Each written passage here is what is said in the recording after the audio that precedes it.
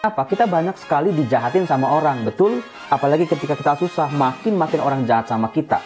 Dengan janji Allah ini, semua yang jahat-jahat itu akan kembali kepada mereka yang berbuat jahat itu. Salam damai sejahtera saudara-saudaraku yang terkasih, pencinta firman Tuhan. Berjumpa kembali dengan Bible Learning with Father Joseph. Saudara-saudaraku yang terkasih, apa kabar Anda hari ini? Saya mau absen dulu nih. Dari Jakarta, apa kabarnya? Baik? Dari Bandung? Dari Bogor? Baik juga? Top Romo. Dari Surabaya? Wah, penonton Bible Learning banyak dari Surabaya. Luar biasa Romo. Dari mana lagi nih? Oh, dari Medan. Dari Bali. Halo, Timor Leste, apa kabar? Apakah Anda sehat? Oh, dari Kalimantan juga ada. Sulawesi, bahkan itu dari Papua. Luar biasa penyebaran firman Tuhan ini. Bahkan sampai Malaysia, Singapura, Amerika. Anda yang di luar negeri, apa kabar Anda semua? Semoga kuasa berkat Tuhan boleh mengalir dalam diri kita semua. Berkat-berkat boleh turun atas kita. Dalam nama Yesus, kuasa pemulihan, rezeki, kesehatan, limpahan kasih dari Tuhan. Dalam nama Bapa dan Putera dan Roh Kudus. Amin. Nah, saudara-saudaraku, di atas meja saya ini ada kertas dan juga benda-benda berwarna merah. Buat apa sih Romo Yosef? Saya akan menunjukkan kepada Anda apa saja yang penting dalam hidup manusia, apa yang harus dikejar, apa yang harus dicari. Karena tidak semua yang kita cari, tidak semua yang kita kejar, itu ternyata sungguh-sungguh berguna buat hidup kita. Tidak semua yang kita miliki bisa menjadi fondasi yang kokoh dalam hidup kita. Kita lihat ya saudara-saudaraku, yang mana yang bertahan, yang mana yang sirna. Pencobaan yang pertama, misalnya sakit penyakit yang datang tiba-tiba dalam kehidupan kita. Srep! Kita lihat apa yang pertama-tama tadi hancur. Yang pertama, kalau sakit penyakit itu datang menghampiri, uang, kekayaan yang langsung hancur. Habis buat berobat, habis buat kesana kesini, beli obat, ke dokter, keluar masuk rumah sakit. Yang kedua, bisnis atau pekerjaan. Ya kalau kita sakit, tidak berdaya, bisnis kita juga kena imbas pastinya. Yang ketiga, popularitas. Kalau orang dulunya terkenal, terus sakit, mau dia artis sehebat apapun, kalau udah kena sakit penyakit, lama-lama dia juga popularitasnya akan menurun dengan sendirinya. Lalu yang ini apa nih? Oh, jabatan. Seringkali ketika sakit penyakit, masalah datang, keterpurukan kita, jabatan kita yang tinggi, lama-lama juga digantikan oleh orang lain yang lebih hebat. Yang ini apa nih? Teman yang banyak. Jangan merasa hebat kalau Anda punya teman banyak. Jangan senang dulu. Silakan Anda cek siapa teman yang paling bisa bertahan ketika kita susah, ketika kita sakit, ketika kita butuh pertolongan mereka. Wah, tinggal dua nih. Itu pencobaan yang pertama. Pencobaan yang kedua, datang lagi badai dalam kehidupan manusia misalnya. Sret. Ini apa nih? Oh, ada tabungan. Oh Romo, saya punya banyak duit Romo, tapi kalau bisnis udah nggak jalan, jabatan udah nggak jalan, uang juga udah habis, lama-lama tabungan juga tergerus. Lalu yang terakhir apa? Yang terakhir, yang jatuh tadi? Kesombongan manusia. Banyak manusia ketika dia di atas, dia sombong. Ketika di bawah, kesombongannya itu masih ada sisa-sisanya. Maka kesombongan yang jatuh terakhir kali. Saudara-saudaraku yang terkasih, ada 4 hal dalam hidup manusia yang ternyata bisa bertahan di tengah segala macam badai pencobaan yang datang silih berganti. Yaitu yang pertama, ada kerendahan hati. Yang kedua, ada doa. Yang ketiga, ada ketaatan. Yang keempat itu ada 3 bahkan iman, harapan, dan kasih. Nah, saudara-saudaraku yang terkasih, apakah Anda masih memiliki 4 hal ini? Tadi apa? Kerendahan hati, lalu juga doa, ketaatan, lalu 1 paket iman, harapan, dan kasih.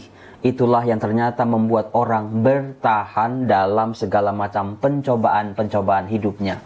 Nah, saudaraku, ketika saya membaca-baca firman Tuhan, saya mencoba merefleksikan sebetulnya apa yang dikehendaki oleh Allah dalam kehidupan manusia 2 tahun 3 tahun terakhir ini. Saya menemukan satu teks yang sangat bagus, yaitu dari Ulangan bab 30 ayat 1 sampai 10. Seperti yang saya katakan, kalau sebuah teks kitab suci dibaca berkali-kali, baru keluar bagusnya seperti apa. Ketika kita minta inspirasi Roh Kudus yang membantu kita membaca firman Tuhan, baru kita terkaget-kaget dan terkagum-kagum betapa luar biasanya firman Tuhan itu. Mari saudaraku, saya tunjukkan keindahan dari teks Ulangan bab 30 ayat 1 sampai 10 ini. Yang saya mau ajak adalah coba Anda perhatikan pengulangan demi pengulangan kata-kata yang diulang dalam teks. Langsung dengan mudah bisa dilihat, yaitu di ayat 2. Coba Anda perhatikan. Apabila engkau berbalik kepada Tuhan Allahmu dan mendengar suaranya sesuai dengan segala yang kuperintahkan kepadamu pada hari ini, baik engkau maupun anak-anakmu, dengan segenap hatimu dan dengan segenap jiwamu. Ada kata apabila engkau, itu di ayat awal. Sementara kita bisa lihat di ayat akhir, yaitu di bagian terakhir di ayat 10. Lagi-lagi diulang, apabila engkau mendengarkan suara Tuhan Allahmu dan berpegang pada perintah dan ketetapannya yang tertulis dalam kitab Taurat ini. Dan apabila engkau berbalik kepada Tuhan Allahmu dengan segenap hatimu dan dengan segenap jiwamu. Saudara-saudara, Ulangan bab 30 ayat 1 sampai 10 ini adalah sebuah prasyarat. Ada sebab dan akibat. Adalah sebuah konsekuensi dari sebuah perjanjian. Kalau setia pada perjanjian Allah, mendengarkan suara Allah, taat pada perintah-perintahnya, maka Israel akan mendapatkan berkat-berkat yang mereka butuhkan. Ternyata saudaraku, ada 2 syarat utama yang dituntut oleh Allah. Tadi apa? Apakah Anda bisa menyimaknya? Yang pertama adalah berbalik kepada Tuhan. Yang kedua adalah mendengarkan suara Tuhan sebagaimana yang ditulis dalam kitab suci. Berbalik kepada Tuhan artinya bertobat, meninggalkan cara hidup yang lama, meninggalkan penyembahan berhala, meninggalkan kesombongan manusia, meninggalkan hal-hal yang tidak berguna buat manusia, tetapi berbalik kepada Allah, mendekat pada Allah, dan hidup bersama dengan Allah. Lalu yang kedua, mendengarkan suara Allah, mendengarkan perintah-perintah Tuhan, membaca firman Tuhan, menerapkannya dalam kehidupan kita sehari-hari. Ternyata syaratnya hanya 2. Tetapi saudara-saudara, kalau Israel berbalik kepada Tuhan, kalau Israel mendengarkan suara Tuhan, ternyata 2 syarat itu konsekuensinya luar biasa, tidak seimbang. Yang pertama yang dipulihkan oleh Tuhan adalah, kita bisa lihat di ayat 3. Ia akan mengumpulkan engkau kembali dari segala bangsa kemana Tuhan Allahmu telah menyerahkan engkau. Banyak karena pandemi, karena problem-problem ekonomi, karena problem kesehatan, keluarga yang menjadi inti kekuatan hidup manusia terserak-serak, terpencar-pencar, susah ngumpul. Tetapi Tuhan berjanji, aku akan mengumpulkan engkau kembali. Keren bukan? Yang kedua, kita bisa lihat di ayat 5. Tuhan Allahmu akan membawa engkau masuk ke negeri yang sudah dimiliki nenek moyangmu, dan engkau pun akan memilikinya pula. Tanah terjanji adalah tanah yang pernah diduduki, pernah ditempati, ditinggali oleh Abraham dan keturunannya. Tetapi karena lika-liku hidup mereka harus keluar dari tanah terjanji, hidup sebagai bangsa budak di Mesir. Artinya, tanah terjanji ini sesuatu yang sudah dimiliki oleh mereka, tetapi harus terhempas, harus terlepas dari tangan mereka. Mereka akan memilikinya kembali. Keren bukan? Ini artinya selama masa pandemi mungkin ada barang-barang terjual, ada harta-harta yang terlepas, yang hilang dari tangan kita. Tuhan akan mengembalikannya kepada kita karena kita akan memilikinya kembali. Lalu yang ketiga, masih di ayat 5, ia akan berbuat baik kepadamu dan membuat engkau banyak melebihi nenek moyangmu. Saudara-saudaraku yang terkasih, orang-orang Israel banyak mengalami penindasan, banyak dari mereka meninggal dunia karena perang, karena perbudakan, karena berjalan di padang gurun. Demikian juga kita selama masa pandemi, ada begitu banyak orang-orang yang meninggal, yang membuat kenalan keluarga kita berkurang. Tuhan akan menjadikan kita banyak kembali.